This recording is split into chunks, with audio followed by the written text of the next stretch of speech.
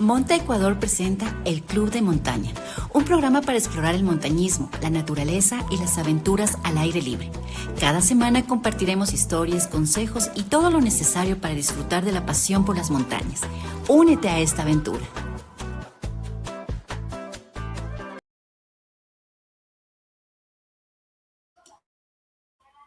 Hola a todos, buenas noches. Gracias Juan Carlos y Rodrigo por abrir este espacio tan chévere para conversar de montañas, este club de montaña, que sea un proyecto que se vaya de largo. Mi nombre es Adrián Soria, yo soy biólogo y fotógrafo de paisajes y tengo mi proyecto que se llama Caminante de Montes y actualmente soy el director de proyectos de conservación de Cumbres Blancas de Ecuador y hoy noche vamos a tener una charla chévere sobre el paisaje andino. Como sabemos, toda la gente que ama desde el pato, que está subiendo al Everest, a las personas que les gusta ver los atardeceres en la casa o en la calle, amamos este paisaje andino, este sitio único que tenemos en el Ecuador y en el mundo, porque creo que estos paisajes andinos no le piden ningún favor a donde se ve el pato, que es el Everest, está chévere, ni a Islandia, ni a Norteamérica.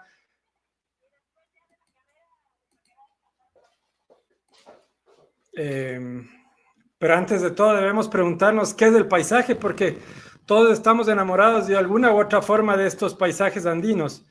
Y siempre hemos oído esta palabra, el paisaje. Y el paisaje viene desde épocas de la pintura, como podemos ver esta pintura que hace Frederick George del Cotopaxi, y ya se hablaba del paisaje, pero la pregunta que nos debemos hacer es, ¿ya se hablaba del paisaje en la época aborigen? ¿Ya se hablaba del paisaje en la prehistoria?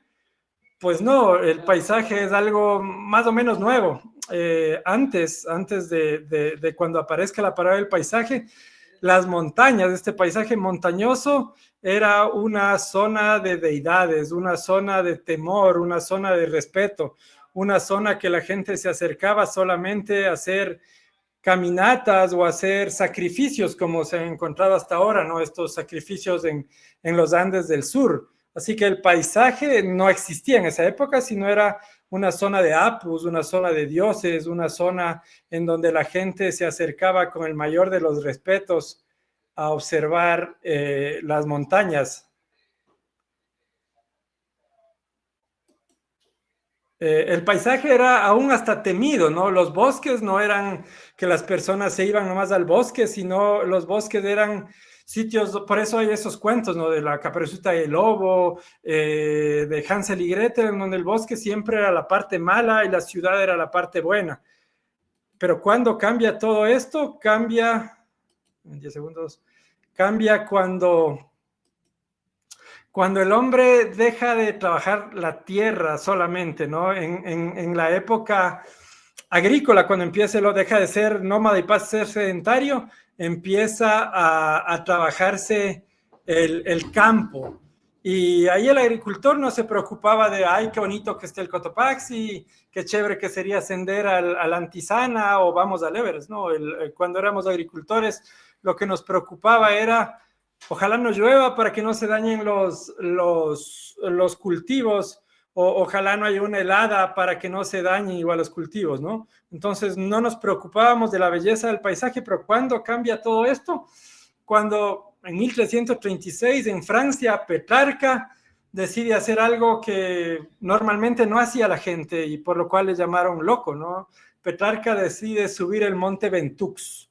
Y cuando sube ese monte, lo hace solo por querer. Un día dijo, quiero subir al monte Ventux, y sube. Y cuando ese era el momento para que empiece a aparecer esta actividad, él llega arriba y tiene una visión bíblica. Y lo que pudo haber sido el inicio del montañismo pasa a ser una anécdota bíblica. Empieza a aparecer esta contemplación hacia las montañas, hacia el paisaje, cuando se acaba el feudalismo. Es decir, el hombre deja de trabajar en sus mismas tierras y empieza a aparecer el comercio. El comercio, sea el comercio de productos o esclavos, y el hombre empieza a irse a otros sitios. Antes del Renacimiento nadie viajaba, todo el mundo se quedaba en la casa y nadie se quería ir a ninguna parte. Pero y eso pasa hasta ahora, ¿no? Si yo yo por ejemplo soy de Ambato y yo viví un montón de tiempo solo en Ambato y cuando salí y vi, por ejemplo, las montañas de Perú, pues nos damos cuenta que el mundo es diverso y no es como lo vemos desde nuestra casa, ¿no? Cuando el hombre viaja, no solo empieza a darse cuenta que el mundo es diverso, sino que toma conciencia del valor de su propia tierra, toma el valor de ese propio país. Y ahí empieza a aparecer un concepto que ya viene a lo que es el paisaje, el país. El país no se usa en el arte, no se usa en la ciencia, sino se usa desde el punto de vista político para agrupar un sitio que tiene características físicas y antropológicas similares y tiene un territorio. Esto vendría a convertirse en el país. Pero desde el punto de vista de los animales, los zorros no ven ni países ni paisajes, los animales ven territorios. Pero empieza a aparecer el paisaje cuando empezamos a mostrar un pedacito del país donde vivimos. Pero esto no solamente debe ser en una pintura o en una fotografía, sino también uno puede mostrar un paisaje en una narración oral, como un cuento sobre las montañas del Ecuador, o en una poesía, o en un libro de viajes. Y también una pintura y una fotografía, y ahí empieza a aparecer el paisaje. Entonces, el paisaje es lo que vemos, es la naturaleza más la cultura, es lo que se cuenta. Entonces ahí pasamos de una época de que la naturaleza era simplemente la utilidad a una contemplación estética. En un momento que decimos qué bonito que son nuestras montañas, como lo que decía el Juan Carlos al Pato, que te lleves un poco de la belleza de los Andes a los Himalayas, y también el Pato de seguro va a traer esa belleza de los Himalayas. Entonces pasamos a la contemplación estética y ahí cambia absolutamente todo. Junto con el paisaje también hace el concepto de turismo y el concepto y la actividad del montañismo, ¿no? Entonces podemos decirnos que de una u otra manera todos los que estamos viendo este en vivo pueden ser no solamente andinistas, sino también gente que les guste fotografiar o ver el paisaje. Somos hijos de este paisaje andino. Somos hijos de este paisaje ya que vivimos en las montañas, ¿no? Muchas veces yo les he de decir a mis alumnos de los cursos es que no debemos ascender a la cumbre de la montaña para ser andinistas, sino simplemente vivir en los Andes y subir cualquier montaña y ya nos hace andinos. Las montañas ocupan el 24% de toda la superficie terrestre y en las montañas viven casi 1.200 millones de personas. Casi el 50% de la población de Ecuador vive en estos paisajes andinos. Aquí está una foto de Quito con el Rumiñahui y el Cotopaxi. Vivimos en el paisaje andino. Y la mitad de la población del mundo, de estos 8.500 millones de personas, dependemos de una u otra manera de las montañas. Sea desde el punto de vista de deporte o también sea desde el punto de vista cultural, ¿no? Dependemos del paisaje. Esta es una fotografía del Cotopaxi y esta es las poblaciones de Latacunga, la parte rural de Latacunga. Desde el punto de vista rural, el paisaje influye en nuestra vida, pero también en la gran ciudad, como podemos ver en esta fotografía, que es donde se ve el centro histórico y una ciudad de Quito rodeada de volcanes, rodeada de montañas y rodeada de esta cultura andina que tenemos, ¿no? El paisaje tiene algo muy interesante que es lo tangible, que es lo que siempre vemos en el paisaje. Una de las cosas que a veces damos por hecho o no sabemos es que además de lo bonito, lo que podemos subir las montañas, esas montañas, ese paisaje andino, como en esta foto, este cayambe que esté ahí, es clave para la ciudad y para nosotros también por otras cosas, ¿no? Por ejemplo, las montañas regulan el clima. Las montañas regulan las corrientes de los vientos, por eso hay ciudades como Riobamba, que son ciudades muy frías. Riobamba, Latacunga son muy frías porque están al lado de las montañas y no hay de las grandes montañas y no hay montañas que estén como cubriéndoles entre ellas, ¿no? La biodiversidad también que tienen las montañas es única. Si bien sabemos que la Amazonía tiene una diversidad bastante grande, las montañas tienen, si bien no es una diversidad muy alta, pero sí tienen un endemismo único. Imagínense a cada montaña como una isla que sobresale de un mar, y el mar sería los bosques, sería los valles, sería las montañas más bajas. Entonces, estas islas lo que han hecho es un proceso de evolución similar a lo de Galápagos para tener especies endémicas y únicas. Por ejemplo, como es el caso del Oreotrochilus chimborazo, la estrellita del chimborazo, que son un grupo, Oreotrochilus es un grupo de colibríes endémicos de los Andes, y aquí le tenemos a una nueva especie, a un nuevo Oreotrochilus y el Oreotrochilus chimborazo, que son únicos de las montañas andinas. Pero también tenemos una diversidad interesante que también va muy junto con la cultura local, ¿no? Como puede ser el curiquingue, que todos hemos estado en comunidades y aún en las ciudades, que donde todavía se baila el típico baile de garras, garras, curiquingue, alza la pata, curiquingue, el cóndor, que es nuestra ave emblemática del país, venados. Pero una de las cosas claves de estos paisajes andinos y que muchas veces no le poníamos atención hasta el año pasado, donde vivimos hasta 14 horas de cortes de luz, y la gente decía, oigan, ¿por qué no hay luz? ¿Por qué no llueve? Y hay un problema en el punto de vista de estos paisajes andinos. Normalmente las montañas se les conoce como las torres del agua. Se les dice torres del agua como un reservorio grande del agua para las ciudades. Esta importancia global que tienen las montañas es muy grande, ya que son las generadoras de la mayor parte de agua dulce que existe en la Tierra. Ojo, el mayor porcentaje del agua dulce en la Tierra está en los polos, pero está congelado. En cambio, en las montañas se produce la mayor cantidad de agua dulce que está disponible para el ser humano. Especialmente los glaciares y el páramo acumulan la mayor cantidad de agua dulce del mundo, ¿no? Más de la mitad de la población, como les dije, del mundo depende de las montañas también para abastecerse de agua, alimento y energías renovables, y es lo que pasaba en esta época, ¿no? Los ríos estaban secos, era una época de estiaje y de sequías muy grandes, y por eso no había agua para que se produzca energía en las hidroeléctricas. Especialmente los páramos orientales y el bosque andino de estos páramos orientales es considerado, según los científicos, como la mayor fuente de agua, la mayor fuente de captación de agua de todo el mundo. Es decir, en los páramos y en los bosques que dan hacia el oriente es donde se capta la mayor cantidad de agua, y esto se debe a que el páramo y el bosque tienen una relación muy cercana con el Amazonas, ¿no? Entonces, de nada sirve que haya Amazonas si no hay páramos y no hay bosques, porque no habría una zona donde se capte esa agua, y al revés, de nada sirve de que haya glaciares, páramos y bosques andinos si no hay el Amazonas. Y ahí también es lo interesante de esta eterna relación que tienen todos los ecosistemas de la Tierra. Entonces, de nada sirve solo cuidar uno, sino debemos conservar el planeta entero. Los humedales altoandinos proveen agua a más de 100 millones de personas en todo los Andes y en las ciudades que están en la base de los Andes, y sobre todo el agua para consumo humano y el agua de riego. Pero hay algo en el paisaje andino que no valoramos muchas veces, y es lo intangible.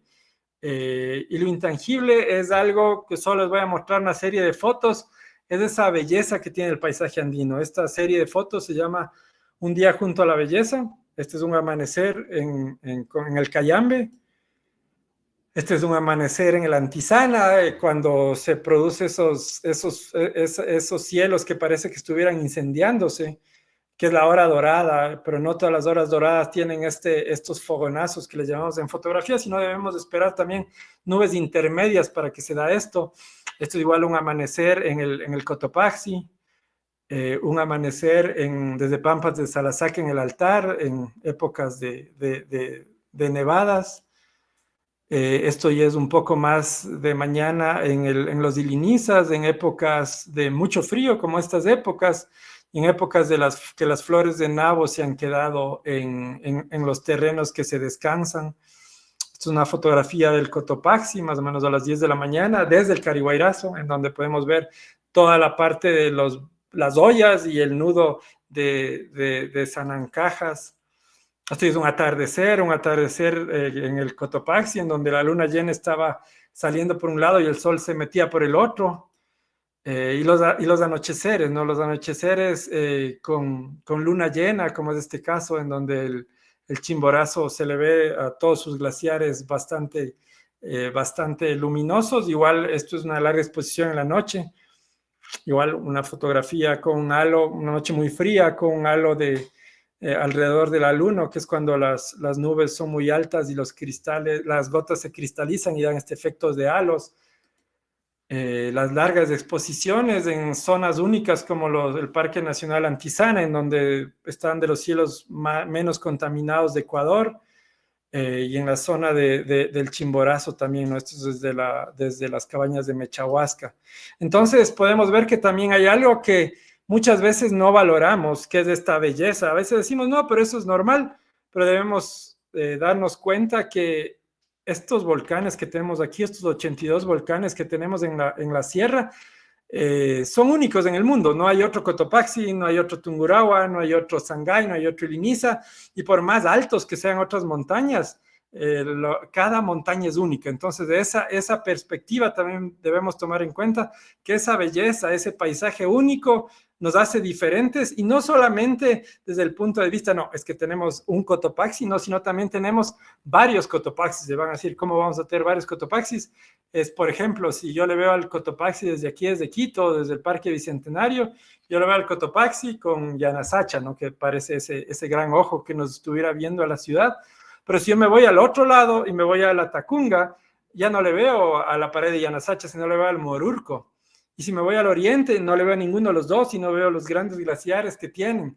Y si me voy al occidente, veo un poco de Yanasacha y un poco del Morurco. Es decir, que el paisaje no compite y el paisaje es diferente conforme viajamos. Entonces también es una ventaja de eso del paisaje, ¿no? En cada comunidad, el paisaje que yo veo o la montaña que yo veo va a ser completamente diferente. Una cosa que también debemos tomar en cuenta es que esta diversidad que tienen los páramos está amenazada, y no solamente está amenazada por lo que ya vimos, ¿no? Por no valorar el paisaje, o por el cambio climático, sino también está amenazado por el cambio de uso de suelo, por los incendios que están pasando en épocas secas y van a ponerse más fuertes cada vez aquí en Ecuador. Entonces hay un estudio que dice que el 25% de la biodiversidad de las zonas altoandinas se habrán extinto para el 2050 debido al cambio climático. Entonces no hay nada que podríamos hacer, se pueden conservar, pero el cambio de condiciones climáticas va a ser tan grave que simplemente se va a perder esta biodiversidad. Otra cosa que va a pasar es la disminución de la cobertura glaciar. ¿Está conectado? La disminución, no, la, la disminución de la cobertura glaciar que se está perdiendo.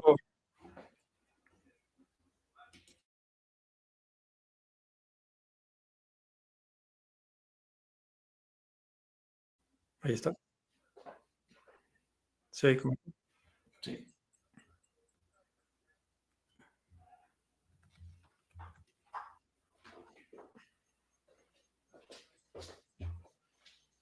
Entonces, un problema es la disminución de la cobertura glaciar porque debido al cambio climático estamos perdiendo los glaciares, y además de perder los glaciares, estos hacen un efecto que se llama el efecto albedo. Y el efecto albedo lo que produce es que se refleje el calor del sol, pero cada vez que los, que los, que los glaciares se derriten, se pierde este efecto albedo y se calienta más el clima en esta zona.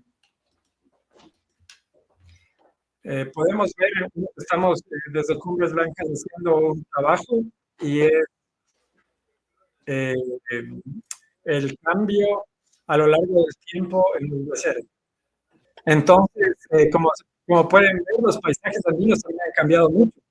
Por ejemplo, la foto de Augusto Martínez en 1904 muestra un paisaje diferente por completo. Primero vemos al Tungurahua con glaciares. Para muchos que somos de Tungurahua o de Chimborazo, normalmente como le vemos ahora es un Tungurahua negro, que ya no tiene glaciares, pero imagínense en 110 años se ha perdido toda la cobertura glaciar del Tungurahua, y además, si se fijan también, el río cambió de curso.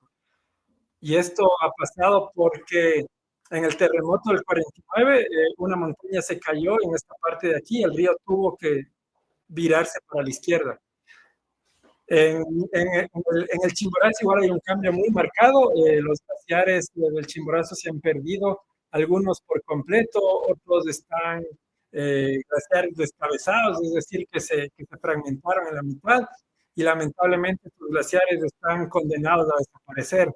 El Antizana es un ejemplo muy grande de este cambio en el paisaje andino, ¿no? Aquí podemos ver la fotografía del glaciar 15 de la Antizana y cómo ha ido disminuyendo a lo largo del tiempo. Si se fija en el 94, no son ni tantos años, sino 15 años, en 15 años el glaciar ha perdido toda la cabeza del glaciar, se ha perdido, y en el 2011 ya no había esta cabeza de glaciar, y ahora este glaciar ha procedido aún más.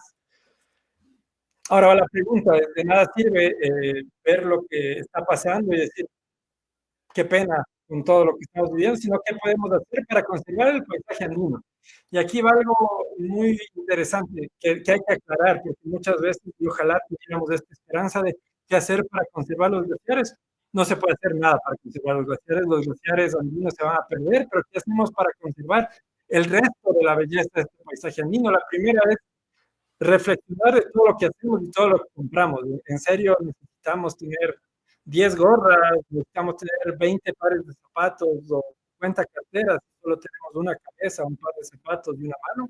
Cada vez que compramos más cosas, se añade más presión sobre estos ecosistemas, sobre la atmósfera en general, y hay más producción de CO2 y el cambio climático se hace mucho mayor. Otra cosa que está en nuestras manos es reemplazar, ¿no? El no utilizar tanto las fundas plásticas que ahora es tan fácil de conseguir, pero todo lo que está produciendo las fundas plásticas, que no solamente es basura, sino cuando les da mucho el sol, las fundas plásticas lo que hacen es descomponerse, hacen lo que son los microplásticos que terminan yéndose al mar y después nos volvemos a comer esos microplásticos en la comida. Se dice que el ser humano, cada persona come al año el equivalente a una tarjeta de crédito en plásticos, y es por nuestra culpa, por gastar tanto plástico de un solo uso. Otra cosa es por el respeto, ¿no? Si uno respeta al resto de seres vivos que viven en este planeta, cambiaría la forma de cómo nos relacionamos con él.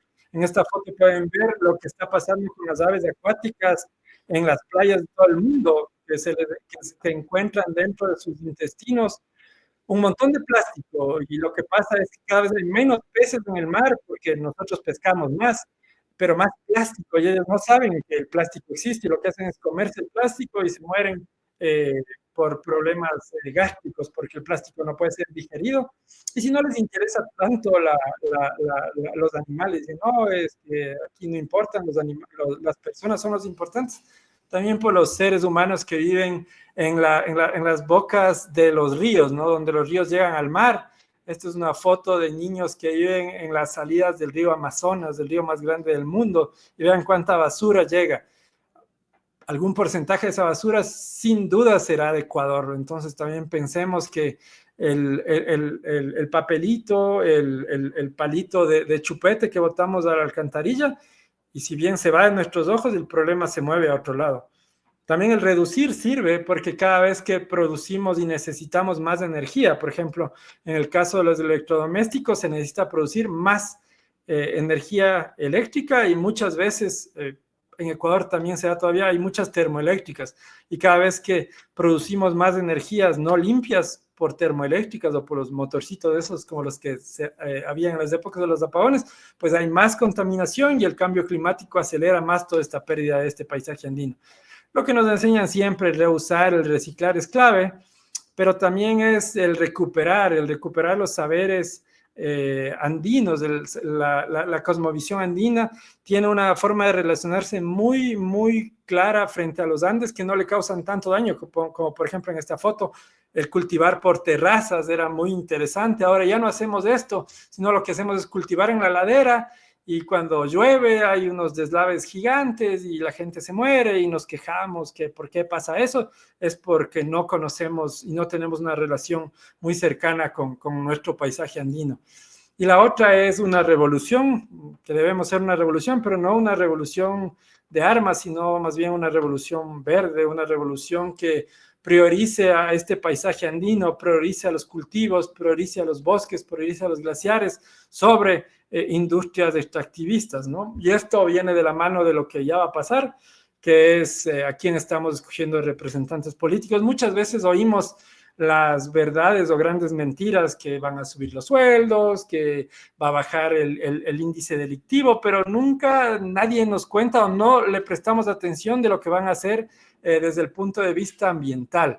Por ejemplo, hay una carretera que podría ser un antes y un después en el paisaje andino, que es la carretera que piensan abrir en la Salcedo Tena. Si se abre la Salcedo Tena, se abriría no solo se fragmentaría este páramo único que tenemos que conecta Yanganates, Chalupas y Cotopaxi, sino también al ser eso una zona de minería, una zona minera muy importante, habría proyectos mineros oficiales y minería ilegal. Y la minería ilegal pues simplemente lo que trae, y la minería no legal también lo que trae es contaminación al agua, lo que trae es problemas sociales en las comunidades y también trae problemas con grupos delictivos, ¿no? Que muchas veces se financian de esta minería ilegal.